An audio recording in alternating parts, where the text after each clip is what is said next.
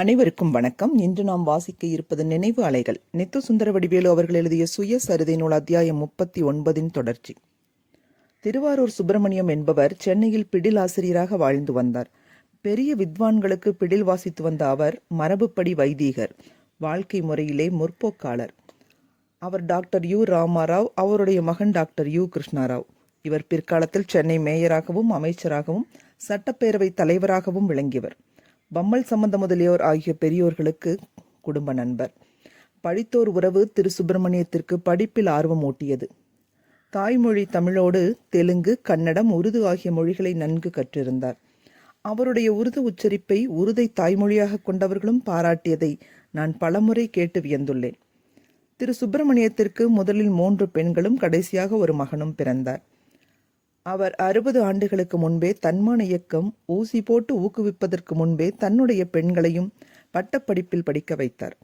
மூத்த மகள் செல்வி குஞ்சிதம் கல்லூரியில் BA வகுப்பில் கடைசி ஆண்டில் படித்துக் கொண்டிருந்தார். அப்போது பெரியாரும் சில தோழர்களும் பெண் பார்க்க வந்தார்கள். திரு சுப்பிரமணியம் வீட்டில் இருந்த வைதீக சூழலை கண்டவர்கள் இது கூடி வராது என்றும் நினைத்தார்களாம். பெரியார் மலைக்கவில்லை. திரு குருசாமியின் மனம் மாற்றும் ஆற்றலை பற்றியும் அவநம்பிக்கை கொள்ளவில்லை. எனவே குஞ்சிதம் குருசாமி திருமணத்தை ஏற்பாடு செய்தார். புரோகிதமில்லாத சீர்திருத்தத்திற்கு பெண் வீட்டாரை இணங்க வைத்தார். திருமணம் பெரியார் பொறுப்பில் ஈரோட்டில் வெகு சிறப்பாக நடந்தது. அத்திருமணத்தில் எவ்வித சடங்கும் இல்லை. பெரியாருக்கு தாட்சண்யப்பட்டு திரு குருசாமி செல்வி குஞ்சிதத்திற்கு தாலி அணிவித்தார். திரு குருசாமி திருமதி குஞ்சிதத்தை முழுக்க முழுக்க தன்மான உணர்வு உடையவராக்கிவிட்டார். ஆண்கள் பெண்களுக்கு தாலி கட்டுவது பெண்களை அடிமைப்படுத்துவதன் அடையாளம் என்பது தன்மான இயக்கத்தின் முடிவு. அக்கருத்தினை மேடைதோறும் திரு குருசாமி முழங்குவார்.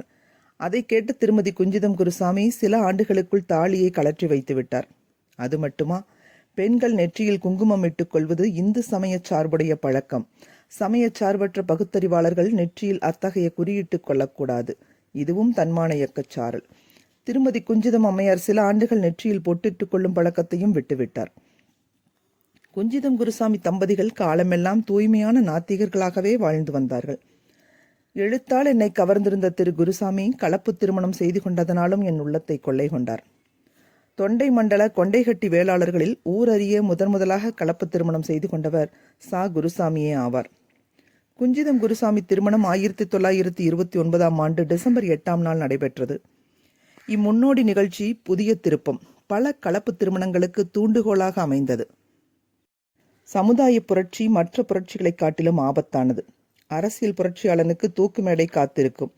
நொடி பொழுதில் வதை முடிந்துவிடும். பொருளியல் புரட்சியாளனுக்கும் அத்தகைய கைமாறே காத்திருக்கும். சமுதாய புரட்சியாளர் பாடோ வாழ்நாள் முழுவதும் தொடர் வேதனை, தொல்லை, சித்திரவதை ஆகியவற்றை அணைத்துக் கொள்வதாகும். தண்டிக்கப்பட்டு புறப்பாட்டுக்கு உரியவர்களாக மாட்டார். அகப்பாட்டுக்கு கருப்பொருளாக்க அனைவரும் அஞ்சும். சமுதாயம் சுட்டெரிப்பது போல் பார்க்கும். உற்றார் உறவினர் உருமுவர், நண்பர்கள் பின்னால் நகைப்பர்.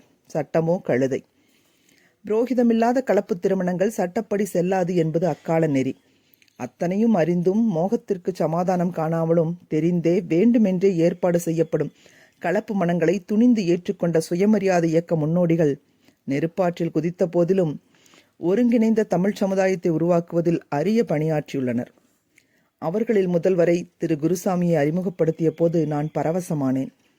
அந்த அறிமுகம் எப்படி தழைத்தது என்பதை உரிய இடங்களில் குறிப்பேன்.